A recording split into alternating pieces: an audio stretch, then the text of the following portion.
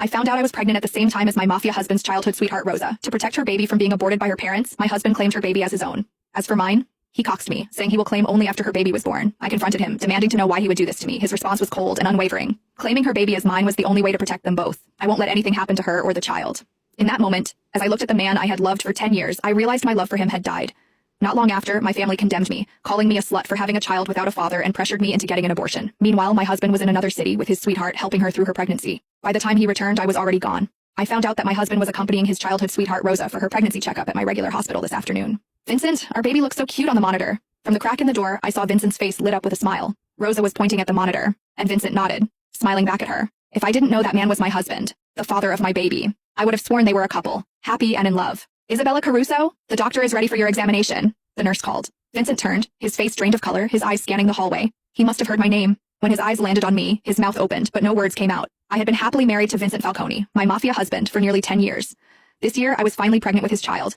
He of all people should know how difficult it is for me to have the baby now. How could he do this to me? I slowly walked toward him, my heart boiling with fury, anger, and the deep sadness of realizing how much I had been lied to. Is that why you told me you couldn't come to my appointment today? I tried to keep my voice steady, but the anger surged, making it impossible to control. Without thinking, I raised my hand and slapped Vincent hard across the face. It was the first time I had ever lashed out at him like this. Yet even after I slapped him, he stood there, silent, avoiding my gaze. Your silence isn't helping, Vincent. You owe me an explanation. Vincent didn't move, but Rosa, who had been standing behind him, stepped forward, shielding him from my anger. Mrs. Falcone, Isabella, right?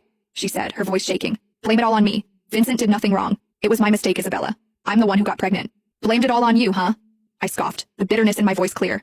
I was a tough woman, but even so, tears streamed down my face. As if my tears had triggered something in him, Vincent finally stepped past Rosa and pulled me into his arms. Don't cry, Isabella. The baby isn't mine, he said, his voice barely above a whisper. I froze. What? But then, Rosa spoke. She winked her innocent big eyes at Vincent. Vincent, didn't you promise to protect my baby by claiming it as your own? Why are you telling her now? Protect her baby? What the hell was going on? I broke free from Vincent's arms and stared at him. What the fuck is happening right now, Vincent? What the hell is she talking about? Vincent!